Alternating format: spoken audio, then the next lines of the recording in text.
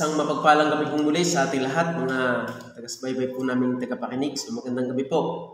So tayo po ay tuloy pa rin sa ating pong pag-aaral po ng salita po ng Panginoon. At muli po natin tunghayan ang ating pong pinag-aaralan patungkol po sa paglagong buhay espiritual sa pamamagitan ng palagi ang pagbabasa ng Biblia. Ito po. So yan po ang isa sa dahilan, mga minamahal, kung bakit tayo o kung bakit kailangan natin lumago ay kung para tayo lumago sa ating buhay pananampalataya is kailangan po nating magbasa ng Biblia, mga minamahal. Kaya ako po inyo pong samahan at tayo po muling mag-aaral ng salita po ng Diyos.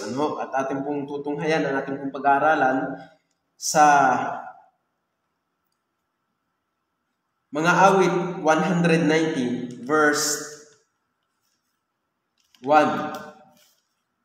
Ito po ang sinasabi ng talata sa mga awit 119 verse 1. Sabi po ng talata, mapalad silang sakdal sa lakad na nagsisilakad sa kautusan ng Panginoon. Yan po yung sabi ng talata. Blessed are the undefiled in the way who walk in the law of the Lord. So ngayon po ating pag-aaralan is yung pong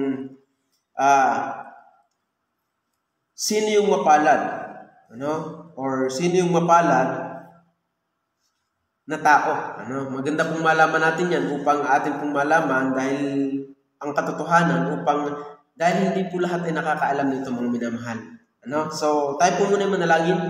Tayo po pumikit. Mapagpala namin Diyos. Muli ay kami po nagpapasalamat sa muling araw na nagdaan na kami po ay inyo pong muling binigyan ng buhay. Salamat po sa inyo pong biyaya palagi na hindi nagbabago. Kaya kami nabubuhay dahil po sa inyong biyaya. Kaya po kami naligtas dahil po sa inyong biyaya. Lahat po ay biyaya. Wala ho kaming amin, Panginoon Diyos. Kaya salamat po na kayo po ay tunay na tapat. At nawa po, Panginoon Diyos, ay patuloy niyo po kaming hariing ganap sa inyong pong harapan. Pupulaan niyo po din ang aming pag-aaralan, Panginoon Diyos. Nawa ay samahan niyo po kami. Banal na Espiritu, amin pong hinihingi ang pong pagkilos. Labas po sa inyong pong pagkilos, Panginoon, ay hindi ko po kaya ipaunawa ang inyong pong banal na kasulatan sa makikinig, Panginoon. Kaya akin pong dalangin, Banal na Espiritu, kayo po ang pumilos ngayong gabing ito. At patawad po sa mga kakulangan, kalabisan na inyo pong nasumpungan sa amin pong mga buhay. Linisin niyo po kami ng inyong banal na dugo at pakabanalin ng Santong Espiritu, Panginoon. At salamat po sa Panginoong Jesus na kaya po kami inaaring ganap ninyo dahil po ng inyong bugtong na anak.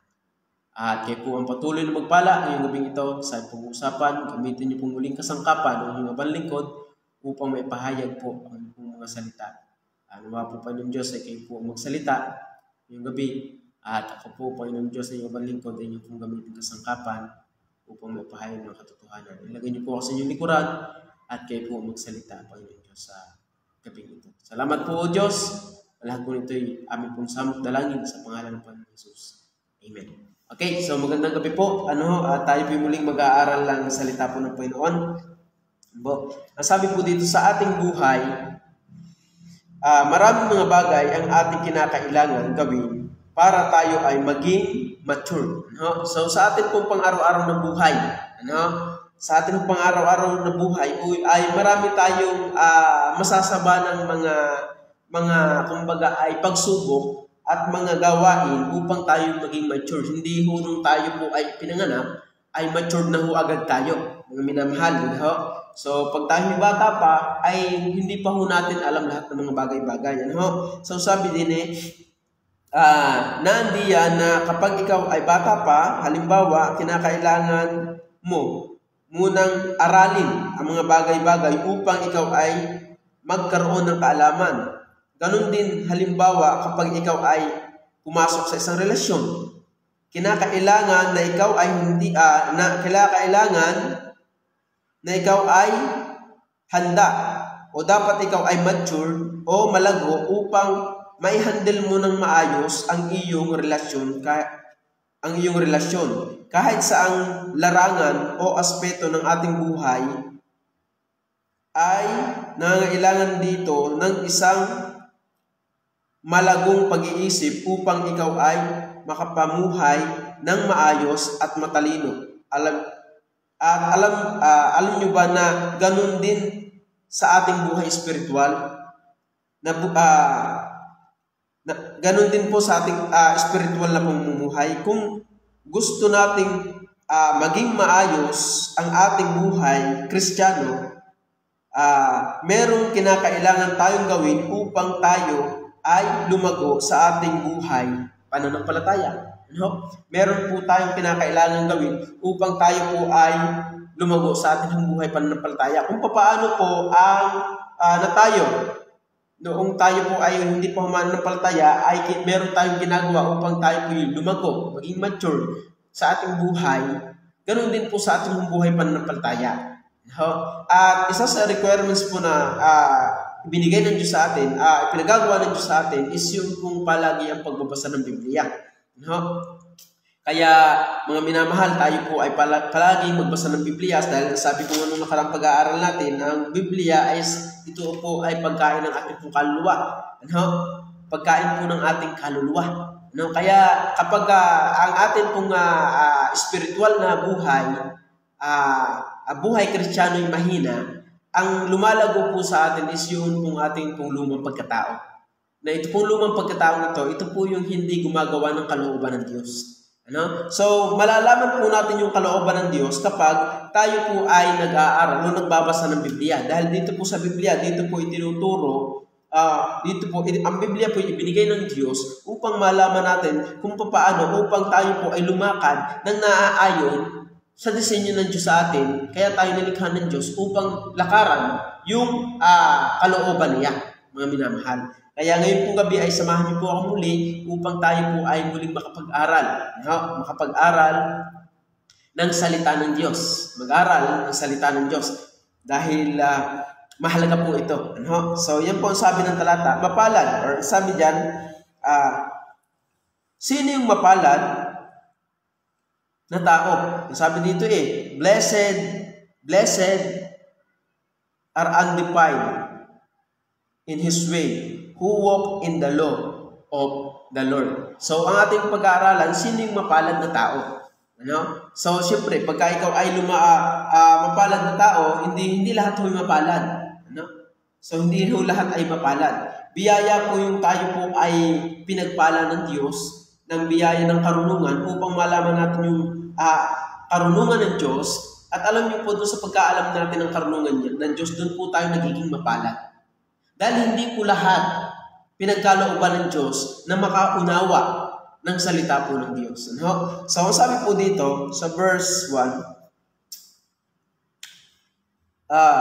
blessed are undefiled in His way who walk in the law of the Lord. So, nandiyan na po yung ating unang puntos.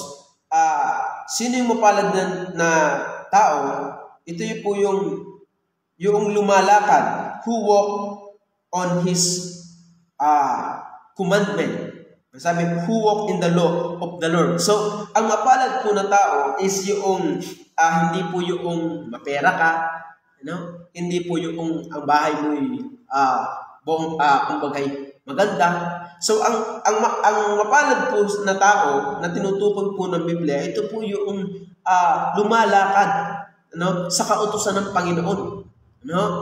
Yun po yung mapalad. Hindi po yung mapalad is yung nasa iyo na lahat ng kayamanan. Dahil sabi ng Biblia, anong mapapakinabangan ng tao kung makamta niya ang buong sanlibutan, ngunit ang kanyang kaluluwa ay mapapahamak. Therefore, hindi po yung mayaman ang mapalad. So, ang mapalad po is yung nakakatiyak ng buhay na walang hanggan at yung lumalakad sa kautusan ng Panginoon. Yun po yung tinutukoy po dito mapalad. Kaya nga sabi ng talata, blessed are the undefiled in His way, who walk in the law of the Lord. Who walk in the law of the Lord. Na, sabi po na nagsisilakad sa kautusan ng Panginoon. Yan po yung sabi ng talata.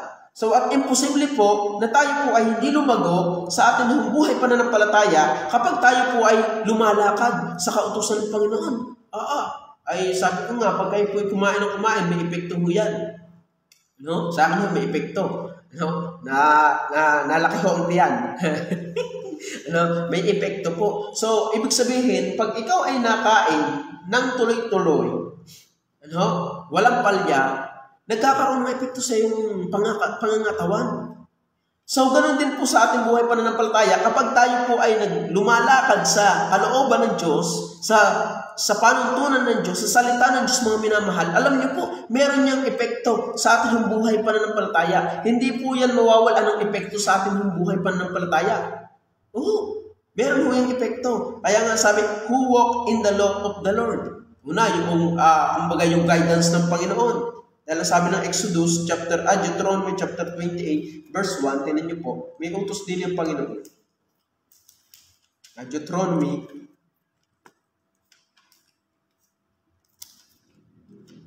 28, verse 1. Ang sabi po dito ng talata. Yan, lumpas na po. Ito po yung utos ng Panginoon At mangyayari kung iyong didinggin masikap ang tinig ng Panginoon mong Diyos upang isagawa ang lahat niyang mga utos na aking iniutos sa iyo sa araw na ito, ay itataas ka ng Panginoon mong Diyos sa lahat ng mga bansa sa lupa. Ibig sabihin, blessed or blessing na yung ikaw ay kumbaga ay lumalakad sa kautusan ng Diyos, meron pang kumbaga ay bunga. Ang sabi pa, itataas kita, sabi po that the Lord thy God will set thee on high above all nation on the earth. So talagang sabi dito, mapalad yung sumusunod sa Diyos dahil dito yung biyaya ng Diyos ay sumusunod. Yan po yung sabi, alam niyo po, pagka ang Israelites po hindi po sumusunod sabi nga, ay pagka hindi lumalakad sa kalooban ng Diyos, ay talagang sila po yung napapahamak. Ang sabi po ng Exodus chapter 18, verse 20. Sabi po dito, 18:20. Sabi, at ituturo mo sa kanila ang mga palatuntunan at ang mga kautusan at ipakikilala mo sa kanila ang daang nararapat lakaran at ang gawang kanilang nararapat gawin. Take note, tingnan niyo po. Talagang may disenyo ang Diyos sa atin na dapat nating lakaran. Who walk on His commandment. Kung sino man yung lumalakad sa kanyang mga kautusan, sa kanyang mga utos, mga minamahal. Kaya, ang sabi dito, at ituturo mo sa kanila ang mga palatuntunan at ang mga kautusan at ipakikilala mo sa kanila ang daang nararapat lakaran at ang gawang kanilang nararapat gawin. Tingnan niyo po. So, kaya lamang tayo po ay nalisya dahil ng kasalanan. Nung ang tao po'y bumagsak sa kasalanan, mga minamahal, ang tao po ay nawalaan ng kamalayan sa Diyos, nawala na yung desire sa Diyos, nawala yung kagustuhan sa Diyos, nawala yung appetite sa Diyos dahil ang tao, nung ang tao ay nagkasala, ang tao ay namatay spiritually. Kaya hindi na niya masunod yung kalooban ng Diyos dahil ang nabubuhay na lamang sa kanya yung kanyang kamalayan pang sarili. Yung kanyang pang sariling kamalayan. Yung soul natin. But yung spirit, yung kamalayan natin sa Diyos ay nawala. Kaya inuutusan tayo ng Diyos, mga minamahal, na lumakad. Dahil tayo po'y nalilisya, mga minamahal. At hindi po maganda, hindi po tayo lalago sa ating buhay spiritual kapag tayo po ay hindi lumalakad sa kautusan ng Panginoon. Tandaan po natin yan.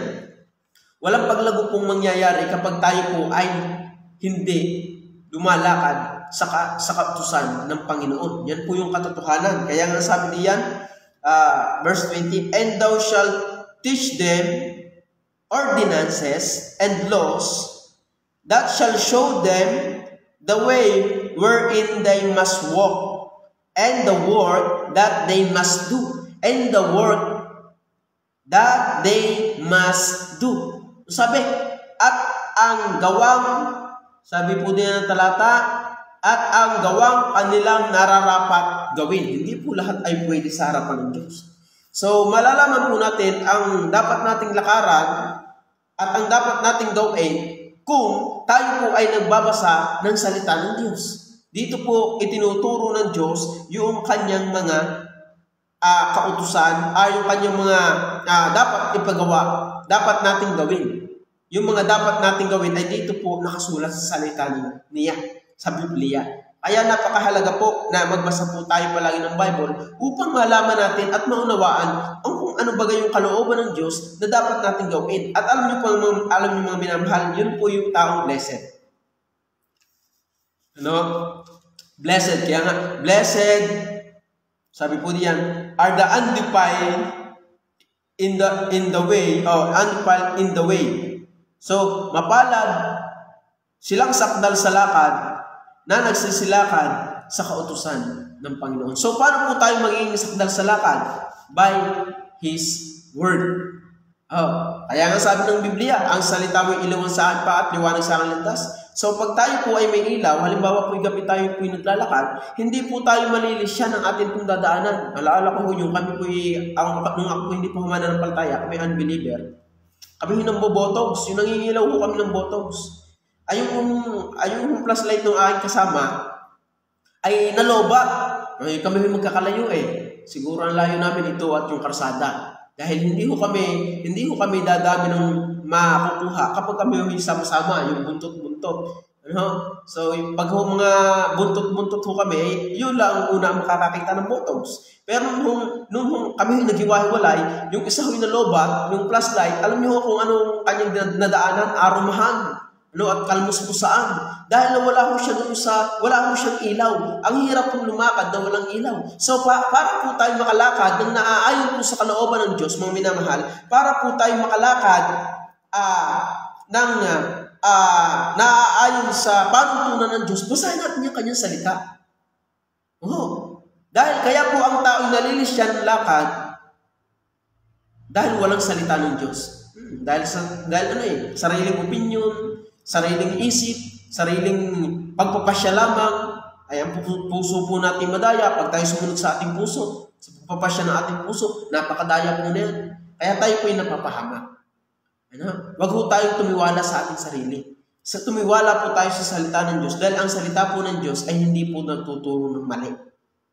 Yung pong ating pagpapasya, pag ating sarili, tayo po ay napapamali. Pero pag salita po ng Diyos, alam niyo po ang mangyayari sa atin, tayo po ay magiging mapalad.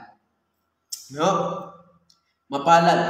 Siyempre, una, yung kaya ako'y salamat sa Diyos sa taong naligtas. Yung palang kaligtasan, mapalad na ako dahil hindi lahat nakakatanggap na yung minamahal. Yung lamang mga pinili ng Diyos na maligtas. Yung lamang ang makakatanggap ng buhay na walang hanggan, hindi po lahat. Kaya napakapalad ko na before the foundation, God chosen me. Hindi dahil sa aking sarili, dahil ako magaling, ako palpak. Hindi dahil sa aking performance. Hindi dahil sa aking, lalo na ako kapugian, hindi ho lalo na. Hindi ho dahil doon, kundi dahil sa biyaya ng Diyos, dahil ng Panginoong Jesus. Dahil sa minagaling ng kanyang kalooban, kaya ako niya pinili. Hindi dahil sa performance ko, dahil wala akong performance. Dahil minagaling ng kanyang kalooban. Kaya salamat po, ako'y blessed na. Mapalad na ako dahil ako po'y nabiyayaan ng buhay na walang hanggan. So, lalo na pagka tayo pinagbabasa ng Biblia, malalaman po natin dito yung karunungan ng Diyos. Kaya nga sabi dito, who walk on His commandment. Who walk on His commandment. Kung sino man yung lumalakad sa kautusan ng Panginoon. Kaya mga minamahal, yan po ang kahalagahan ng salita po ng Diyos. Kaya dapat po natin mga minamahal, basahin ang salita ng Diyos sa atin po, ang salita po ng Diyos. Basahin po natin. Sabi pa ng 1 Kings chapter 3 verse 14. Sabi po dito ng 1 Kings 3:14. Nasaan yung verse 2? Yan, chapter 3, verse 14. Ang sabi po dito ng talata, at kung ikaw ay lalakad sa aking mga daan, upang ingatan ang aking mga palatuntunan, at ang aking mga utos gaya ng inilakad ng iyong amang si David, ay aking nang palalaunin ang iyong mga kaarawan. Ito pa yung isa sa bunga. Palalaunin ang iyong mga kaarawan. Sabi po diyan, and if thou wilt walk in my ways, to keep my statutes and my commandment, ang sabi, to keep my statutes and commandment, hindi mangyayari yung promise ng Diyos sa iyo, kapag hindi mo, sabi, to keep my statutes and commandment. Hindi po mangyayari yung promise ng Diyos na lengthen thy days. Kapag tayo po ay hindi lumalakad sa kautusan ng Panginoon. At hindi po natin iniingatan ang salita ng Diyos. Yan po yung sabi po ng talata. Kaya kung gusto po nating lumago sa ating buhay pananampalataya, ay tayo po ay mga minamahal ay magbasa ng Biblia. Magbasa po tayo ng Biblia.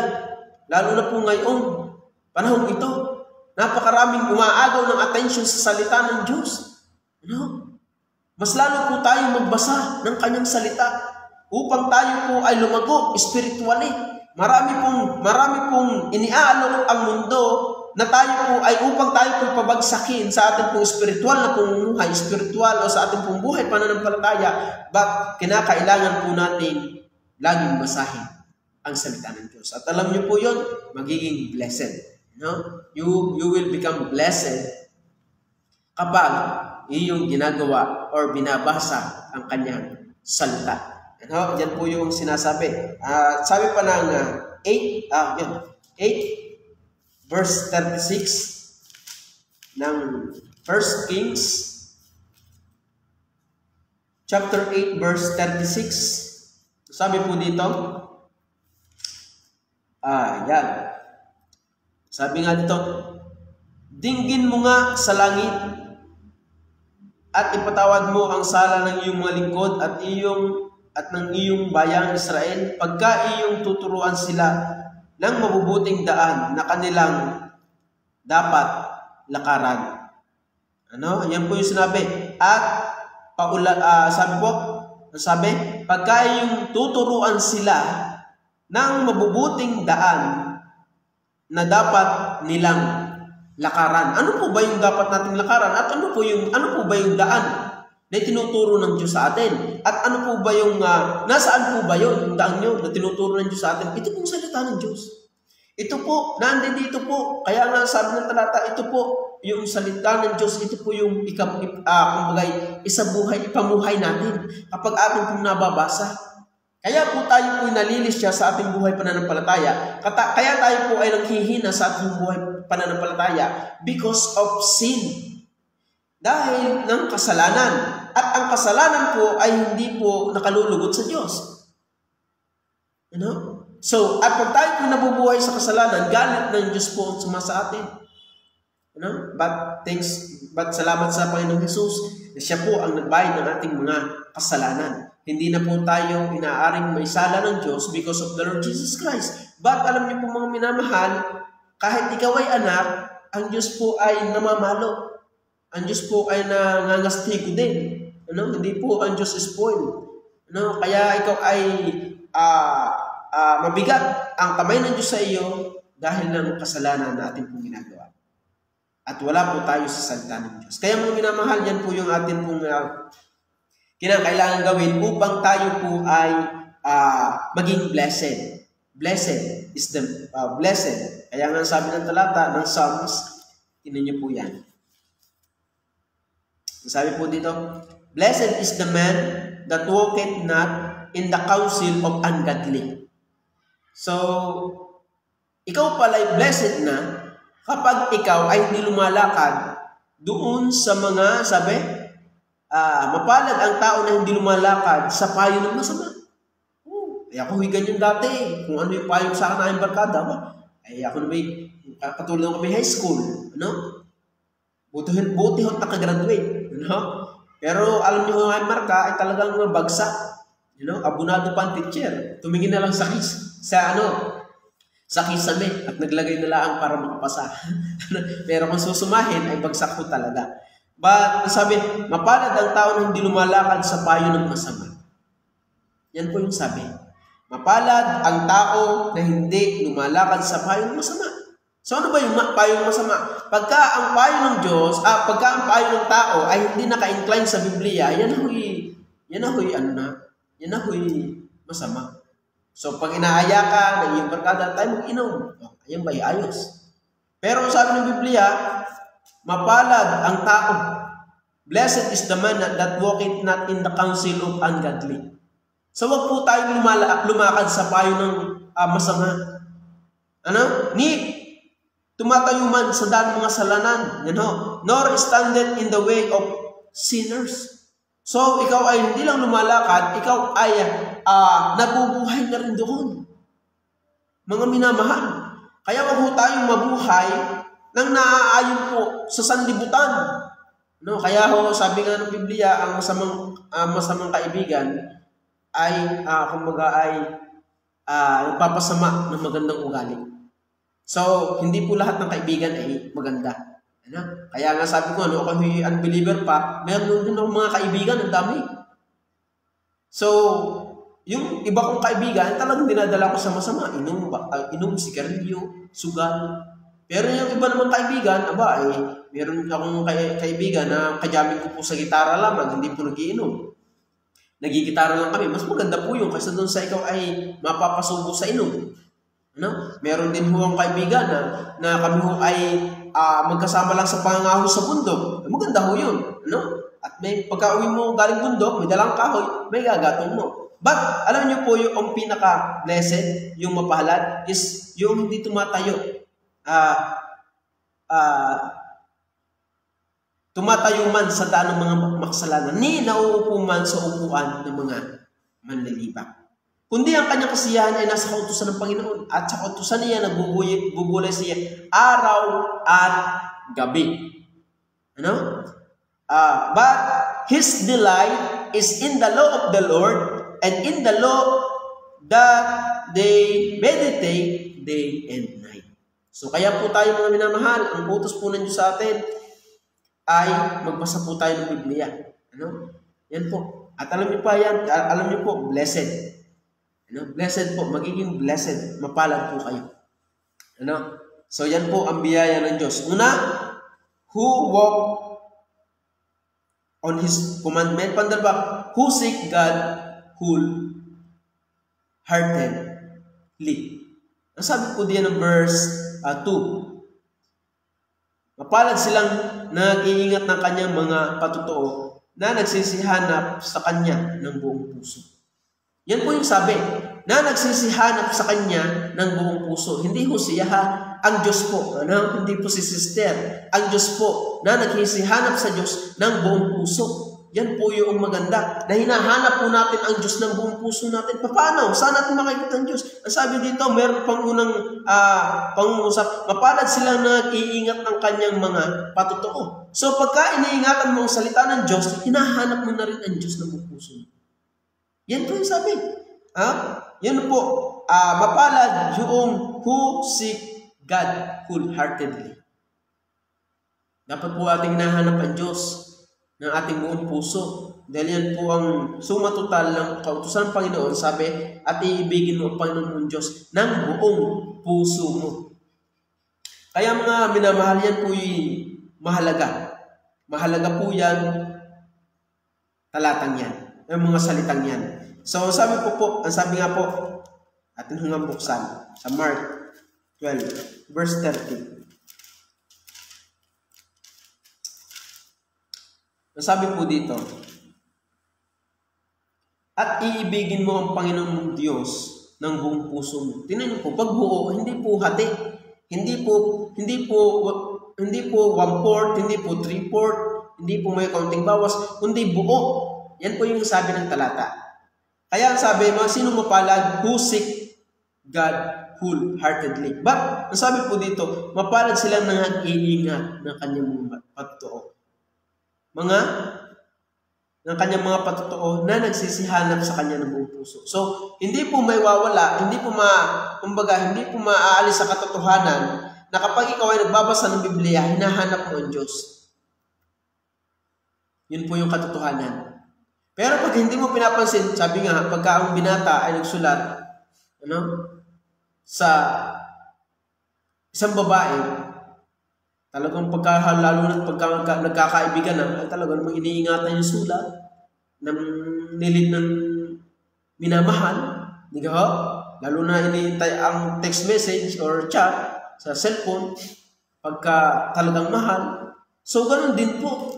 Kung talagang mahal natin ang Diyos, sabi nga dito ng unang pangungusap, mapalad silang nag-iingat ng kanyang mga totoo. Nag-iingat ng kanyang mga totoo. Ari po yun, salita po ng Diyos na nagsisihanap sa Kanya ng buong puso. So, nandiyan po, kumbaga makikita na po natin diyan yung katotohanan na kapag iniingatan natin, tayo nagbabasa ng Biblia, iniingatan natin yung salita ng Diyos, mahal po natin ang Diyos. Dahil ito naman po yung walang pagpapahalaga sa unbeliever. Ito pong salita ng Diyos, ito pong Biblia. Yan po yung katotohanan kapag hindi humana ng palataya ng Diyos, ito pong Biblia ay walang kwenta. Pero pagka ikaw ay mananampalataya ng Diyos, mahal mo ang Diyos, mahal mo rin ang kanyang salita. Yan po yung katotohanan na hindi po natin maikakaila. So, nung ako po yung nakakilala sa Panginoon, way back 2010, back 2011 ako na-baptize, mga minamahal. Nung ako po yung nakakilala sa Panginoon, mga minamahal, naging mahalaga sa akin yung kanyang salita, yung gawain ng Diyos, lahat ng,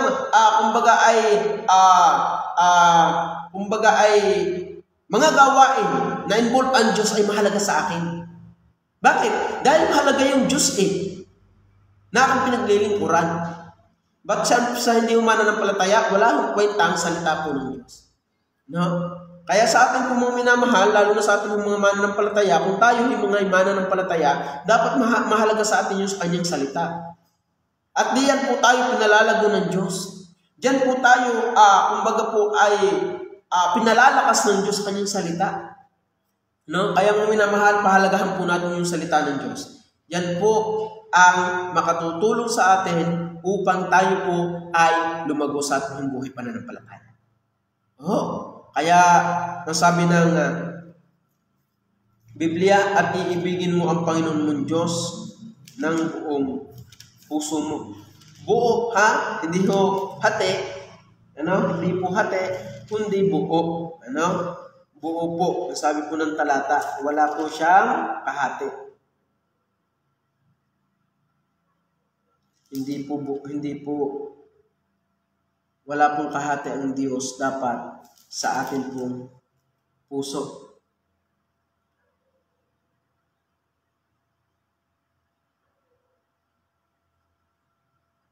Kaya mga minamahal, yan po ang utos po ng Diyos.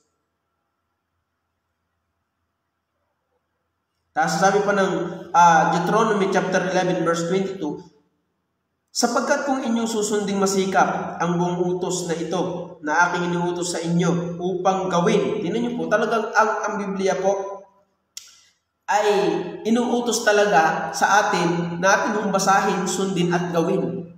Ang sabi pa, na iibigin ang Panginoon ninyong Diyos.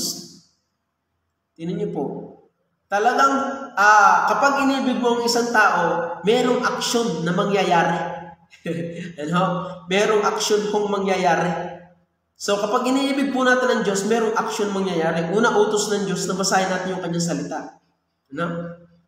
Kaya sabi dyan, verse 22, sapagkat kung inyong susunding masikap ang buong utos na ito na aking iniutos sa inyo upang gawin, na ibigin ang Panginoon ninyong Diyos, lumakad sa lahat ng kanyang daan at makilakip sa Kanya. Yan. Makilakip sa Kanya. Nasabi? Ibigin ng Panginoon mong Diyos, lumakad sa lahat ng kanyang daan at makilakip sa Kanya. Yan po yung sabi, makilakip. Pag sinabing nakilakip, ang sabi po dito is cleave. unto him, to walk in all his ways, and to cleave unto him. Makilakip ka sa kanya. Parang mag-asawa, parang bagong kasal. Yung babae at lalaki nakilakip sa isa't isa. So ganun din po dapat tayo. Tayo po yung makilakip sa Diyos. Kung gusto po natin lumago sa ating buhay pananampalataya, kung sino yung nagbibigay sa atin ng kalakasan, kung sino yung nagpapalakas sa atin, dapat doon tayo lumapit. Ano? Tingnan niyo po, pagka ang isang tao ay nakakapakinabang sa, halimbawa nung ako ay hindi pa humananampalataya, lagi kong, yun ho nga ka na, ako ay mahilig ho din mangisda, ako ay namamana. Alam niyo ba na, kapag ako may nahuhuling isdang marami, lagi ako nandoon sa lugar na yun. Bakit? Ay dahil doon ako nakakahuling marami. Talagang ako tutuwa, lagi ako nandoon sa lugar na yun. Alam niyo po, pagka tayo po ay, kumbaga ay tuwang-tuwa sa isang bagay, lalo na po, pag tayo po may napapakinabangan, nandoon po tayo. Alam niyo po ba na ang Diyos po ay mapagbiyaya? At lahat po ibinigay ng Diyos sa atin. Kaya tayo po'y makilakip sa Diyos. Lalo na po tayo mga mananampalataya, tayo po'y makilakip sa Diyos dahil ang Diyos po ang source ng kagalakan. At pagka tayo po'y galak sa isang bagay, mga minamahal, alam niyo po, masarap po maglingkod. Kaya lang naman tayo lumulungkot dahil nga ng kasalanan. Kaya nga sabi dito, yung talata, mapalad silang sakdal sa lakad na nagsisilakad sa kautusan ng Panginoon. Na nagsisilakad saan? Sa kautusan ng Panginoon. Sa kautusan ng Panginoon. Huwag tayong lumakad sa hindi utos ng Diyos. Doon sa utos ng Diyos tayo lumakad. Dahil doon tayo palalaguin ng Diyos sa ating buhay pananampalataya. Ano? So yan po yung sabi ng talata.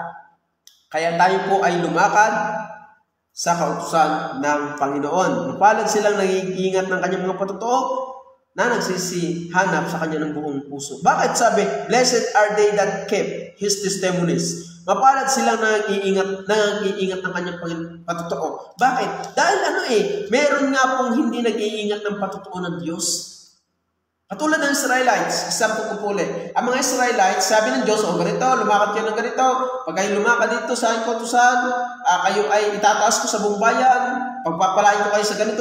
Aba, pag sila po hindi nasunod, alam niyo po nangyayari sa kanila? No? Sila po sinasalo. At ito yung katotohanan na meron talagang lumilimot sa kautusan ng Panginoon. Kaya mga minamahal, kung gusto po natin tayo po ay lumago spiritually, seek God wholeheartedly. At paano natin makikita ang Diyos? Hindi naman natin nakikita ng personal ang Diyos. Tayo po yung mamatay, pag nakita po natin ang Diyos ng personal. Ultimo mga anghel, mga serapim, hindi makatingin So paano natin makikita talaga ang Diyos? By His Word. Nandito po. Mararanasan natin ang Diyos sa ating buhay sa pamagitan ng kanyang salita. Yan po yan. At alam niyo po, diyan po tayo nga, sabi ko nga, pinalalago ng Diyos. Una, who walk on His commandment. Pangalawa, who seek God, or seek God wholeheartedly. Pangalawa, yung sabi po ng verse 3. Verse 3 nga. They also do iniquity. They walk in His way. They also do no iniquity. They walk in His way. Oo, silang hindi nag-iingat, nagsisigawan ng kalikuan, sila'y nagsisilakad sa kanyang mga daan. Una, pangatlo, who withdraw, kung sino man yung nagwi-withdraw ng kasalanan. Who withdraw to do iniquity.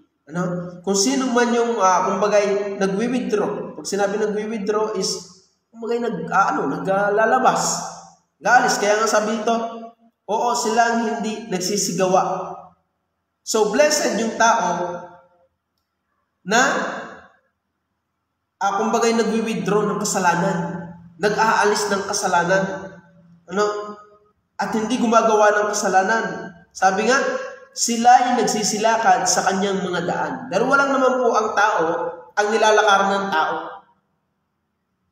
Kung either kung sa mabuti or sa masama. So kapag hindi na kautusan or palatuntunan ng Diyos ang iyong nilalakaran, yan po sa pasamanan at yan po sa kasalanan. Yan po yung katotohanan. Kaya nga sabi po diyan ng Leviticus chapter 11 verse 44 and 45. Sabi po dito, verse 44 and 45, sapagkat ako ang Panginoon ninyong Diyos, magpakabanal nga kayo at kayo magiging banal, sapagkat ako'y banal. Ni huwag kayong magpakahawa sa anumang umuusad na gumagalaw sa ibabaw ng lupa. Sabi dito, for I am the Lord your God, ye shall therefore sanctify yourself, and ye shall be holy, for I am holy. Neither shall ye defile. So sabi, yung nagwi-withdraw ng iniquity, ito'y po'y mapalad.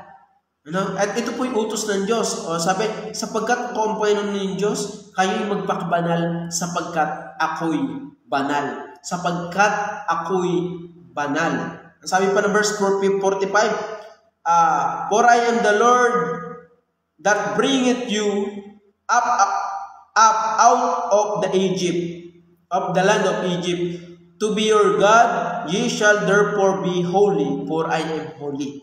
Yan po yung sabi, for I am the Lord that bringeth you up out of the land of Egypt, to bring your God, ye shall therefore be holy, for I am holy. To be your God, ye shall therefore be holy, for I am holy. Yan po yung sabi. Sapagkat ako'y banal. So, blessed. Blessed. Sino? Yung nag-withdraw ng kasalanan. At dalawa lang yan. Pag ikaw nag-withdraw ng kasalanan, ikaw ay lumalakad sa kalooban ng Diyos mong minamahal. Nagsisilakad ka sa kalooban ng Diyos. So, number 4, na katotohanan na makikita po din natin dito sa Psalms 119, verse 4 to 8. Sabi, iyong iniutos sa amin ang mga tuntunin mo upang aming sunding masikap. Sabi, thou hast commanded us to keep thy precept diligently. Who kept his precept? Sino yung blessed? Yung nag-iingat ng kanyang mga tuntunin. Hindi lamang withdraw iniquity, hindi lamang walk, hindi lamang seek God wholeheartedly, hindi lamang nag-withdraw ng kasalanan, kundi yung kumbaga iniingatan din. Iniingatan. Dahil maaari pong tayo po ay makalimot. Kaya nga, ang sabi, verse 5, matatag nawa ang aking mga daan upang sundin ang mga palatuntunan mo. Yung prayer niya. That may ways were directed to keep thy statute. To keep thy statutes. Yan. So, paano matatatag ang daan? Sa pamamagitan ng pag-iingat, or sabi po ng verse 5, is to keep, upang sundin ang mga palatuntunan mo. Gusto nyo natin matatag natin daan? So, gusto natin maging blessed? So, ingatan po natin yung salita ng Diyos. Ingatan po natin yung salita ng Diyos upang tayo po, mga minamahal, ay maging mapalad. At alam niyo po, malaking epekto niya sa ating buhay. Hindi lamang po yun, ang sabi ko nga, ang pinag-uusapan po natin dito is paglagong buhay spiritual sa pamamagitan ng palagiang pagbabasa ng Biblia. Hindi lamang yun. Ang daming aspeto sa ating buhay pananampalataya ang nangyayari kapag tayo po mga minamahal ay nagbabasa ng Biblia. Maraming aspeto ng ating buhay ang pinalalago ng Diyos kapag tayo nagbabasa ng Biblia. Yan po yung katotohanan na sinasabi ng Biblia. Kaya mga minamahal, yan po yung dapat natin pong gawin upang tayo po ay maging malago spiritually sa ating buhay pananampalataya. To keep His precepts. Sabi po ng verse 8, I will keep thy statute forsake me not utterly. Yan, sabi, aking tutuparin ang mga palatuntunan mo o huwag mo akong pabayaang lubos. I will keep, sa English na dito I will keep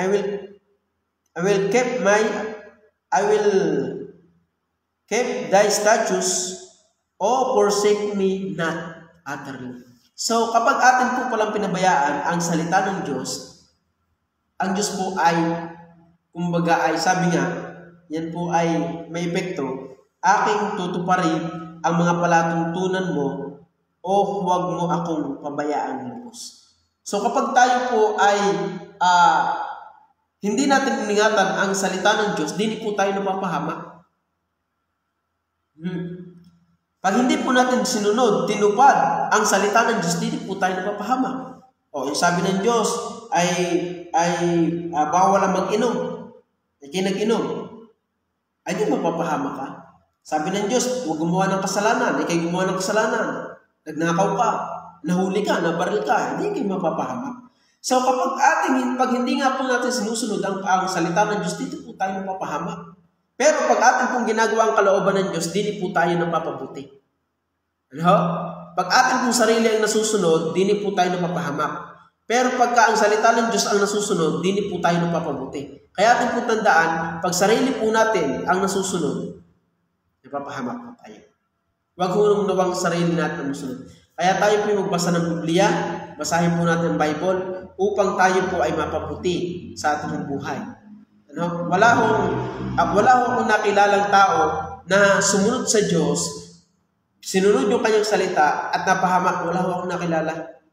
Lahat po ng tao na sumunod sa Diyos, binasa ang salita ng Diyos, binasa po ang kautusan ng Diyos, iningatan ang salita ng Diyos sa kanyang buhay. Alam niyo po, lahat po ng taong yun ay napabuti. Kaya ang utos po ng Diyos sa atin, basahin, ituparin, sundin, upang tayo po ay mapabuti sa ating buhay. Yan po yung katotohanan na dapat po natin malaman. At panlima po natin katotohanan nandito po sa ating pong pinag-aaralan. Ang sabi po dito, sa verse 6, hindi nga ako mapapahiya pagka ako'y nagkaroon ng galang sa iyong lahat ng mga utos. Tingnan niyo po yan. Alam niyo po, nung akin pong, kumbaga ang sabi po ng verse 6, then shall I not be ashamed when I have respect unto all thy commandments. Alam niyo po, pag atin po sinusunod ang salita po ng Diyos, dito po tayo nagkakaroon ng karangalan. Tumataas ang atin ng, kumbagay, moral.